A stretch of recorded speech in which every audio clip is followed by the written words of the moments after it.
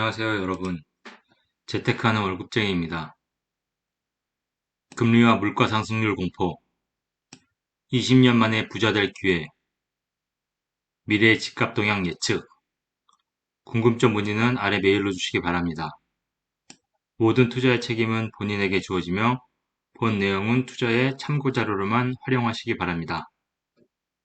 예, 오늘은 과거 40년 동안 아파트 가격, 특히 서울의 아파트 가격에 영향을 준 인자들, 그것을 간단하게 추려보고 추가적으로 요즘 가장 문제가 되고 있는 물가와 아파트 가격, 그리고 아파트 가격에 영향을 주는 인자, 그렇게 상승률과 관계 파악해서 미래 집값을 예측해 보도록 하겠습니다. 지난 시간에 제가 한 일주일 전에 20년 만에 부자 될 기회 온다. 그 내용을 보면 이 그래프를 간단하게 요약을 해드렸습니다. 이 그래프를 다시 한번 간단하게 요약을 해드리면 요 파란색이 서울의 아파트 가격입니다. 아파트 가격. 과거 1987년부터 90년까지 많이 상승을 했고, 그 다음에 하향 안정화를 하다가 다시 노무현 정부 때, 2000년도에 1999년도, 2000년도, 2006년도까지 많이 상승을 했죠. 2007년도까지. 그리고 다시 2009년부터 2013년까지 다시 아파트 가격이 하락을 했습니다. 그리고 다시 2014년부터 지금 엄청난 상승을 했죠. 그것을 봤더니 지난 시간에 이 금리를 봤고 실제 금리와 이 아파트 가격은 한 30%, 40% 정도만 영향이 있더라. 그리고 이 초록색 공급량과 이 아파트 가격도 봤죠. 이 공급량도 봤더니 실제 한 30% 정도만 관계가 있더라. 그리고 이 이 유동성이라는 게 협의의 통화량의 유동성이죠. 즉 M1 나누기 M2인데 이 M1이라는 것은 예금이라든지 또는 바로 돈을 현금화할 수 있는 그 통화량, 즉 바로 현금화 시킬 수 있는 돈이 시중에 많게 되면 이렇게 통화량이 증가하게 되면 요 면적 평균서보다 위에 갔을 때 요 면적이 가장 넓을 때 그때 그 구간에 아파트 가격이 많이 올랐고 또 이때죠. 이때 M1분의 M2 바로 현금화 시킬 수 있는 돈들이 시중에 많이 풀리면 요 면적이 가장 넓을 때 지금이죠. 지금 그때 아파트 가격이 많이 오르고 예, 그리고 요때도 보면은 M1분의 M2가 요 면적이죠.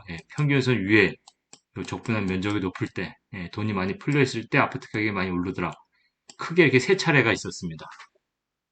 그래서 가장 영향이 큰 거는 M1 나누기 M2 바로 현금화 시킬 수 있는 협의 통화량의 유동성이다. 그렇게 결론을 냈었죠. 자, 그럼 그것을 간단하게 정리를 했습니다. 다시 40년 동안 가장 영향이 많았던 게 협의의 통화량의 유동량 M1 나누기 M2. 예. 요 M2는 광의의 통화량이죠. 광의의 통화량은 바로 현금화 할 수 없는 돈까지 다 합친 거고 그것들 중에서 바로 현금화 할 수 있는 돈 M1의 비율이 높을수록 아파트 가격은 많이 올랐다. 그것을 나타낸 것이 바로 요 면적 여기가 M1 나누기 M2 협의 통화량의 유동성의 평균선인데 그 평균선보다 높아서 요 면적 돈이 가장 많을 때가 요 파란색 아파트 가격인데 아파트 가격이 많이 올랐죠. 쭉 올라갑니다. 그리고 그 돈이 지금처럼 금리를 높이고 긴축을 하면서 그 M1의 비율이 떨어지죠. 떨어질 때는 아파트 가격이 이렇게 하강을 합니다. 하다가 그게 최저점에 이르러서 다시 상승을 하기 시작해서 요 평균선을 넘어가서 바로 현금할 수 있는 돈들, 뭐 예금이라든지 또는 바로 현금을 할 수 있는 그런 돈들이 많이 다시 풀리게 되면 아파트 값이 이렇게 다시 올라갔죠. 올라가다가 이때가 2002년부터 2006년, 그리고 이때가 1987년부터 1989년, 그리고 이 돈이 다시 M1이 금리가 높아지거나 또는 긴축을 해서 세금을 올린다거나 해서 돈이 안 풀리게 되게 되면 다시 아파트 가격이 이렇게 다시 하락을 맞죠. 하락을 맞아서 요 면적이 최대가 될 때, 평균선 아래에 있을 때, 그때가 아파트 가격이 최하가 되고 다시 그 돈을 풀어서 저금리가 된다든지 또는 통화량을 바로 유통을 많이 시켜서 이 통화량이 다시 많아지면 요 면적이 플러스로 많이 됐을 때 아파트 가격이 다시 쭉 올라갔었죠. 네. 바로 여기에 따라서 아파트 가격은 결정이 됩니다. 근데 지금 시점에서 다시 이 M1의 비율이 줄어들기 시작했어요. 작년 연말부터. 지금 이런 곡선을 그리고 있죠. 그러면 과거를 보면 이 아파트 M1의 비율이 올라가는 이 시점에서 아파트 가격은 한 6개월이나 1년 뒤에 올라갔고 물가가 바로 한 1년이나 6개월 뒤에 이렇게 올라갔습니다. 지금 물가가 4.8%입니다. 그리고 과거도 보면 이때 M1의 비율이 줄어들기 시작해서 한 6개월 후에 집값이 떨어졌고, 그쵸? 6개월 후입니다. 6개월이나 1년 후에 다시 물가도 떨어지기 시작합니다. 그리고 다시 M1의 과거에 보면 1998년도죠. 97년도 다시 M1의 비율이 증가하게 되면 아파트 값이 다시 올라가게 되고 IMF 이후죠. IMF 이후에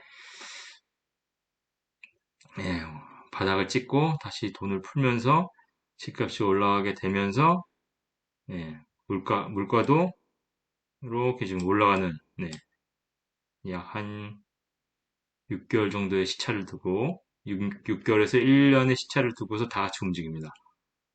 또 이때도 보면 M1 통화량 줄어들게 됨에 따라서 집값도 한 6개월 후죠. 딱 6개월 후, 1년이나 6개월 후에 줄어들게 되고 그때 물가를 보면 물가가 또 이렇게 줄어들게 되죠.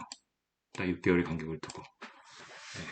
그래서 지금을 이제 예측을 해보자 이겁니다. 지금 M1의 비율이 이제 줄어들기 시작했죠. 이것은 지금 전 세계적인 대세입니다. 미국에서 금리를 올리고 있죠. 또 각종 세금도 지금 올리고 있고, 그리고 돈을 걷어들이고 있습니다. 긴축을 하기 있기 때문에 이 통화량은 줄어들 거고, 하지만 통화량이 풀린 것들이 걷어들이는 동안 요 면적이 남아있기 때문에 집값은 약간 올라갈 것입니다. 아직까지는 2022년 연말이나 2023년 후까지는 올라가고 이게 다시 마이너스로 가서 이게 마이너스가 되기 시작해서 갈 때가 꺾이게 되는 거죠. 그 시차를 두고 물가도 이제 꺾이게 될 거고요. 각각의 6개월에서 1년의 시차를 두고 변할 겁니다.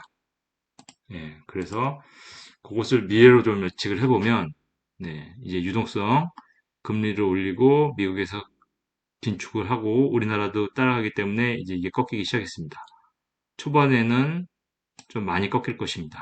그래서 2024년도까지 좀 많이 유동성이 축소가 되고 2025년도에는 거의 평균선까지 내려올 것입니다. 그리고 2025, 6, 7년 해서 마이너스로 유동성이 평균 이하, 마이너스라기보다는 평균 점 이하로 꺾이겠죠. 이 면적이 최대가 될 때가 집값이 최하가 될 때입니다.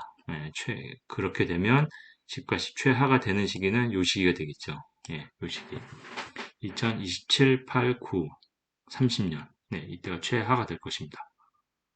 이때가 최하가 되고, 그렇게 되면 물가도 지금 4.8%에서 계속 떨어지겠죠.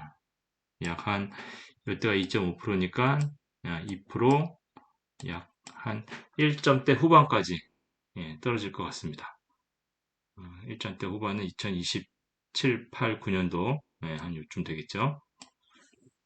그래서 여러분들은 최대한 예, 그 근로소득을 그리고 신용을 많이 저축해서 2027, 28, 29년도 이때 집값이 최하가 됐을 때 그때 가장 좋은 위치, 내 능력이 허락하는 한도에서 내 능력이 허락하는 한도, 신용과 내 예금 모아놓은 것이 허락하는 한도에서 교통, 양질의 일자리, 교육 등 가장 좋은 아파트를 매수를 해야 됩니다.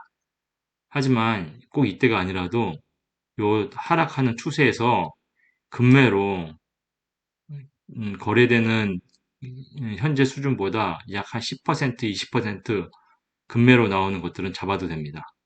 그런 것들은 이때의 가격의 평균을 반영한 거기 때문에 비록 이때라도 올 연말부터라도 약 20% 이렇게 급매로 나오는 것들은 바로 잡아도 될 듯합니다.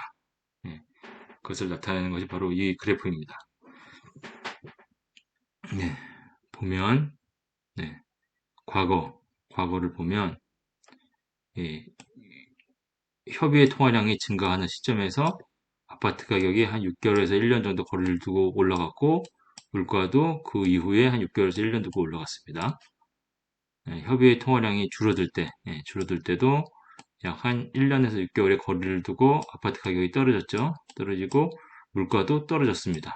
이렇게 시점이 6개월씩, 1년씩 차이가 납니다. 과거 40년을 보면 답이 나옵니다. 이때도 아파트 가격이 이때부터 올라가기 시작하죠. 올라가니, M1의 협의 통화량이 올라가니 집값도 약 6개월의 거리를 두고 올라가고 있고, 예, 물가도 올라가고 있습니다. 다 똑같은 패턴이죠. M1의 비율이 줄어들기 시작하고 있죠. 줄어들고 시작하고 있으니까 집값도 약 6개월의 거리를 두고 떨어지고 있고 물가도 떨어지고 있습니다. 그렇기 때문에 이것은 과학입니다. 과학이기 때문에 2027에서 28, 29년이 집값이 최하가 될 것이다. 지금의 약 한 30% 정도를 예상합니다. 30%가 평균이니 2023년 내년 초반이나 2027년 그 사이에도 급매가 나온다면 20, 30% 떨어진 게 나온다면 잡으면 좋고 2027, 28, 29년도에는 평균이 한 30%이기 때문에 많은 것은 한 4, 50% 떨어진 것도 나올 수 있다. 이렇게 판단하시면 될 것 같습니다. 이때가 최고의 시기입니다. 제가 바로 이 투자로 이때 아파트를 매수를 했고, 이때 건물을 매수를 했습니다. 그래서 제가 자본금 3천만 원으로 이때 시세 차액 11억을 남겼고, 이때 시세 차액 7억을 남겼고, 이때 재건축, 재개발 지역에 있는 건물을 해서 약 한 60억의 차익을 남겼습니다. 예. 그러면 정말 저희가 예상한 대로 가고 있는지 좀 보겠습니다. 최근 실적을 보면 매수자 매도자 동향을 나타내는 매수 우위 지수입니다. 매수 우위 지수가 대선 이후에 반짝 상승하는 경향이 보였던 것 같은데 지금은 서울 57.2입니다. 서울 같은 경우는 서울이죠. 서울이 대선 이후에 대선 전에 52에 있다가 대선 이후에 4월 말에 62까지 한 10 정도 올라갔다가 지금 다시 57, 5가 떨어졌습니다. 잠깐 반등했다가 요 구간에 지금 다시 떨어지고 있는 추세죠. 강남 서초를 빼고 용산을 빼고는 지금 서울이 다 떨어지고 있습니다. 지금 전국을 봐도 전국도 대선 이후에 46에서 50까지 갔다가 지금 43까지 오히려 떨어졌죠. 대선 전보다 더 떨어졌습니다. 그럼 강남을 보면 강남이 대선 전에 53, 대선 이후에 62까지 갔다가 4월 말에 63까지 갔다가 지금 58까지 다시 떨어졌죠. 수도권이 대선 전에 43, 대선 이후에 약 46까지 갔다가 지금 40까지 오히려 더 떨어졌습니다. 이 그래프도 지금 올라가다 이 끝에 다시 꺾였죠. 올라가다 꺾였습니다. 여기도 올라가다 꺾였습니다. 그래프가 지금 다시 이렇게 갈 확률이 높은 거죠. 예. 그래서 그거를 아까 그 구간 28일부터 5월 16일까지 구간을 보면 서울 57.2가 대선 이후에 이때가 대선이었죠. 3월 9일 예, 잠깐 반등하다가 재건축 재개발 활성화 또 대출을 완화를 해준다. 이런 이슈들 때문에 잠깐 올랐다가 제가 앞에서 설명드린 M1의 지금 협의의 통화량이 줄어들면서 절대 대세는 이렇게 떨어지는 국면입니다. 네.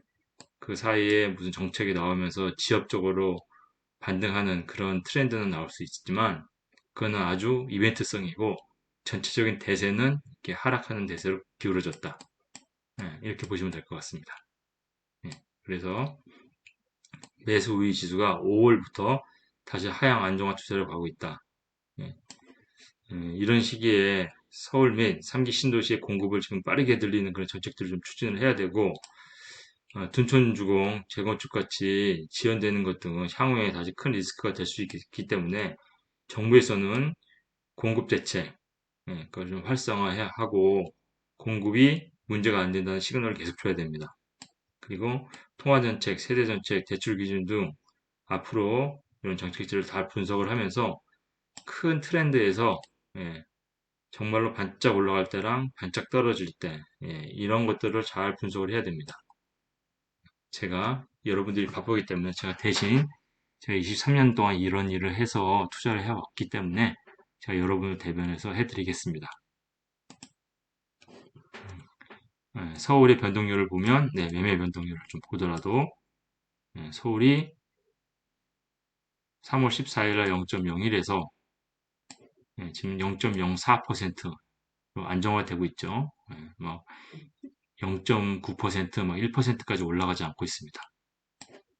그리고 전세 같은 경우도 지금 0.04까지 갔다가 지금 5월 16일은 0.07로 소폭 상승을 했습니다.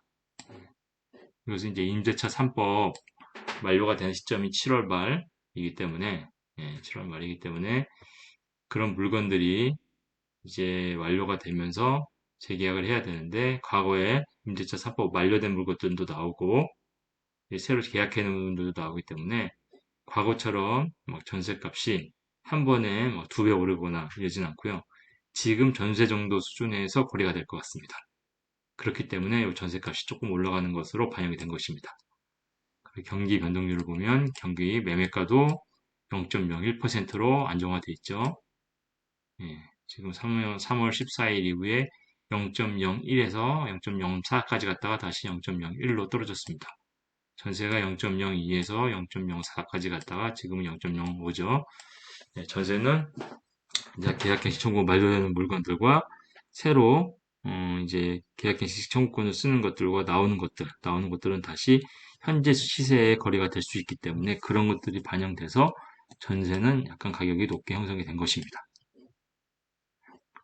그렇게 보면 아파트 매매 가격 주간 변동률을 보더라도 전국이 0.03%, 수도권이 0.02%로 굉장히 안정돼 있죠.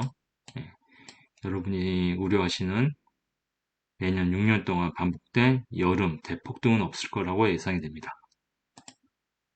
그리고 매매 서울 지난주와 동일한 상승률을 나타내면서 0.04% 보합권을 유지하고 있습니다.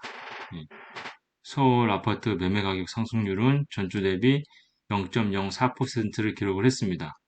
그리고 용산구는 0.27%, 금천구는 0.16%, 그리고 양천구가 0.15%. 용산이 좀 개발 호재도 있고 대통령 지금 집무실이 그쪽으로 이동을 하면서 기대치가 좀 높아졌죠. 그래서 상승률이 높습니다. 그리고 경기 인천은 이천 외곽 지역이 하이닉스가 있어서 일자리가 좀 좋죠. 그래서 0.31% 거기에 교통 호재도 있죠. 그래서 0.31%로 높고 나머지 지역들 보면 화성 마이너스 0.1, 수원, 권성구 마이너스 0.1, 용인, 수지구 마이너스 0.1, 광명 마이너스 0.09, 영통 마이너스 0.09, 안양 동아구입 마이너스 0.07, 시흥 0.06, 예, 좋은 위치, 수도권의 핵심 위치들이 다 마이너스입니다. 예. 전세 전국을 보더라도 전국의 전세 가격이 지금 급등하는 그런 현상은 없습니다. 예, 수도권 전국이 0.05에서 0.06%, 5개 광역시는 마이너스죠. 오히려 0.04%, 좀 낮습니다. 특히 대전이랑 대구 주물량이 많으면서 전세값이 지금 하향 안정화되고 있습니다. 전국적으로 전세가랑 매매 가격을 보더라도 여름에 대폭등은 없다. 이렇게 좀 판단을 할 수 있겠습니다. 그렇기 때문에 집이 없고 지금 무주택자인 분들이 절대 조급해하시지 말고 이런 분석을 통해서 또 제가 대신 여러분들께 이런 상황을 설명을 해드릴 테니까 잘 보시면서 내 집 마련하시고 또 1주택자들은 갈아타시고 또 앞으로는 다주택을 할 수도 있는 좋은 기회가 많이 올 것입니다. 종부세를 가구 수가 아닌 종합 합산으로 지금 한다고 그렇게 민주당에서 지금 발의를 한다고 하니까 좀 지켜보도록 하겠습니다. 예, 서울은 전세 가격 변동률이 0.07%, 그리고 전세 경기 인천이 경기는 0.05, 인천은 0.03%. 앞에서 설명드렸다시피 지금 좀 안정되어 있는 상황입니다. 그러니 앞에서 제가 분석해드린 40년간의 데이터들을 보시고 좀 확신을 가지고 열심히 근로소득을 모으시면서 신용을 풀 충전하셔서 기회가 오는 2027, 8, 9, 30년도 그때에 정말로 좋은 내 집을 마련할 수 있는 그런 기회를 가지시길 바랍니다. 자, 내 집 말을 오늘 말씀드리겠습니다. 세계에서 가장 유명한 병원 중 하나인 미국의 존스 홉킨스 의과대학병원. 이 이야기는 존스 홉킨스 대학의 창설자이다 유명한 산부인과의사였던 하워드 켈리의 실화입니다. 1880년 미국 미시시피주 가난한 고학생이었던 하워드 켈리는 학비를 벌기 위해서 방문 판매에 나섰습니다. 하나라도 팔아야 할 텐데 하루 종일 돌아다녔지만 하나도 팔지 못했던 그는 지칠 대로 지쳐 배까지 고팠지만 주머니 속에는 동전 한 입, 음식조차 사 먹을 돈이 없었습니다. 그는 힘을 내어 다음 방문집의 문을 두드렸고 잠시 후 한 소녀가 나왔습니다. 죄송한데 물 한 잔만 줄 수 있을까요? 그는 너무 배가 고픈 나머지 소녀에게 물을 달라고 했고 그를 부끄러움이 보던 소녀는 집으로 들어갔습니다. 그리고 잠시 후 소녀가 가지고 나온 것은 우유 한 잔. 소녀는 물 한 잔의 간절한 의미를 눈치챘던 것입니다. 그는 우유를 허겁지겁 단숨에 마셨고 기운을 차린 후 걱정스럽게 말했습니다. 고마워요. 그런데 얼마를 드려야 할까요? 엄마가 친절을 베풀 때는 절대 돈을 받아서는 안 된다고 가르쳤어요. 그는 소녀의 말에 큰 감동과 깨우침을 얻었고 그 고마움을 가슴 깊이 새겼습니다. 그로부터 10년 후 그 가난한 고학생은 권위 있는 산부인과 의사가 되었습니다. 어느 날 하워드 박사님, 먼 도시에 희귀병을 앓고 있는 여환자가 있는데 그곳에서 치료를 포기했다 합니다. 선생님께서 꼭 와주셨으면 하던데요. 죽어가는 환자를 위해 한 걸음에 달려간 하워드 켈리. 환자의 상태는 생각보다 더 심각했고 모두가 살 수 없을 거라 말했습니다. 그러나 하워드는 그녀를 최선을 다해 치료했고 그 헌신적인 노력에 환자는 다 나았습니다. 얼마 후 고액의 치료비 청구서가 나왔고 청구서를 부끄러움이 바라보던 하워드는 귀퉁이에 뭔가를 적어 환자에게 보냈습니다. 병원비를 갚으려면 아마 내 평생을 바쳐 일해야 할 거야. 엄청난 치료비를 걱정했던 환자는 청구서를 보고 놀라지 않을 수가 없었습니다. 청구서에는 이렇게 적혀 있었습니다. 그날 한 잔의 우유로 모두 지급되었음. 그 옛날 한 소녀가 베풀었던 우유 한 잔의 친절을 잊을 수 없었던 하워드 박사. 10여 년이 흘렀음에도 불구하고 그 고마운 소녀가 바로 환자임을 알아보았던 것입니다. 네, 제가 여러분에게 이 우유 한 잔을 건넸던 소녀가 되고 싶은 그런 심정입니다. 지금 무주택자분들, 그리고 사회 초년생분들, 즉 희망이 없다고 여기시는 분들, 그분들에게 제가 이 우유 한 잔을 건네며 여러분의 목마름과 허기를 해결할 수 있는 그런 존재가 되고 싶고 친구가 되고 싶습니다. 세상에 순리대로 베풀다 보면 세상은 그 가치를 알아주고 은혜를 내려준다고 합니다. 여러분에게 모든 것을 좀 베풀고 싶은 그런 재테크하는 월급쟁이입니다. 여러분과 함께 소통하며 함께 성장해서 나중에 함께 웃을 수 있는 날이 올 것이라 기대합니다. 오늘 방송에 도움이 되셨다면 구독과 좋아요 부탁드립니다. 감사합니다.